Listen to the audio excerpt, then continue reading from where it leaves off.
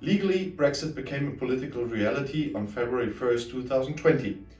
Yet, economically, Brexit is only set to happen only from January 1st, 2021, as the transition period comes to an end with the possibility of an Australia-style no-deal economic rupture still very likely. Nevertheless, the last 4 years have left a significant mark on the UK economy, and new research shows that the costs of the Brexit vote to date are far from evenly distributed across the UK. Among the UK's 382 districts, there are at least 168 districts that appear to be economic losers. In the UK Interchanging Europe's new paper, rather than looking at the UK as a whole, as had been done in previous work, they focus on how regions economically evolved before and after the EU referendum.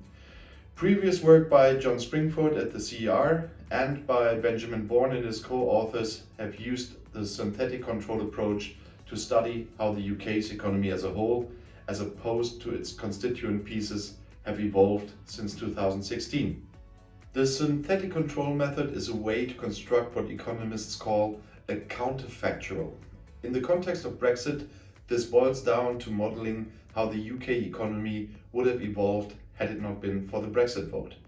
Using this method, both Bourne and colleagues, as well as John Springford, found that by 2018 the UK economy was around 2.5% smaller compared to its synthetic control. They adopt a quite extensive and complex synthetic control approach to estimate counterfactuals for each of the UK's 382 districts using annual data, and each of the UK's 12 regions using quarterly data. This allows them to construct a multitude of measures best seen through an interactive visualization of the regional economic cost of Brexit at various geographic resolutions, which they share via an interactive map on the homepage of the UK Interchanging Europe, as linked in the description of this video. The economic costs of the Brexit vote identified by the previous studies are far from evenly distributed across the United Kingdom. Using quarterly data across the UK's regions, they find that nearly all regions have lost economic activity vis-à-vis their respective synthetic controls. In relative terms, by 2019, the West Midlands with minus 5.29%, Northern Ireland with minus 4.67%, the South West with minus 3.5%, and the South East with minus 3.08% appear to have lost most in relative terms, highlighting that economic divergence between the UK's regions may be exacerbated by Brexit. Among the 382 districts, at least 168 districts appear to be Brexit vote losers, having lost on average 8.54 percentage points of output in 2018, the most recent year at which district level data is available, compared to their respective synthetic controls.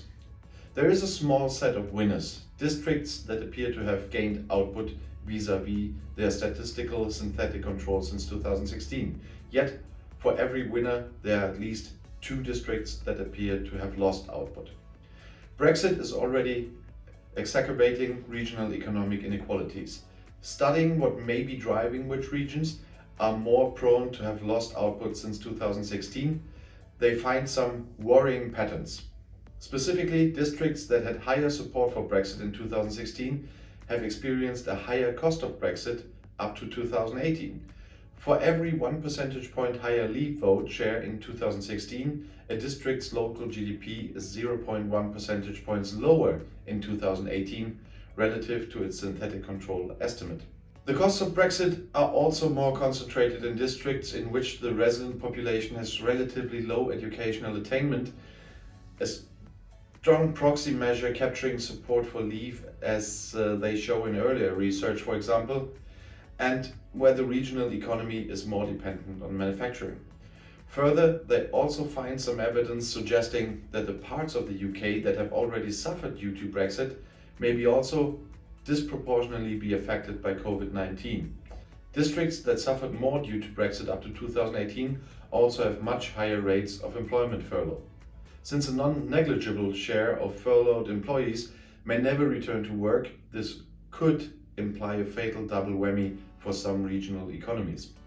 Importantly, the regional inequality in the costs of Brexit to date may imply that Brexit will make the levelling up the UK even more difficult. The fact that the UK's GDP did not collapse on June 24th was seen by many Brexiteers as representing part of Project Fear. A more nuanced reading of the most economic impact analysis prior to Brexit, however, rested on the assumption of Brexit producing a change in the legal terms of trade, such as reduced or limited market access to the EU single market. More than 4 years after the EU referendum and the successful legal Brexit from January 31st, 2020, economically Brexit has not happened yet. From January 2021, the picture may change rapidly, and how the UK's economic relationship with Europe changes remains uncertain, with an Australia-style relationship that amounts to a no deal with the EU still likely. Since 2016, the uncertainty over the future trading relationship has been affected firms' economic decision making. This may help explain a puzzle. Despite sluggish and slowing productivity growth, the UK saw record employment levels after 2016. Firms may have been shying away from long-term capital investments, which may come with some fixed costs and be only partially irreversible, and instead shifting towards labor, which can be more easily adjusted in case of an unfavorable Brexit deal, if that becomes eventually a reality. Such substitution away from capital to labor may help explain the record levels of employment in the UK after 2016. And the people from the UK in a changing Europe find evidence for this in their paper. Firms, by holding off on investing in capital, should become less productive as they may not use the efficient input mix anymore. They found that labor productivity saw the sharpest drops in districts that saw the biggest drop in output vis-à-vis synthetic controls, despite still recording employment gains. This highlights that the employment growth after 2016 may be on a very shaky foundation, with significant employment adjustments likely once a hard Brexit becomes economic reality. And if you now want to know more about European politics, YouTube has chosen another of my videos right here for you in the end screen, right next to your chance to subscribe to my channel, which I hope you already did. I'll see you in my next video. Click and enjoy. Viel Spaß!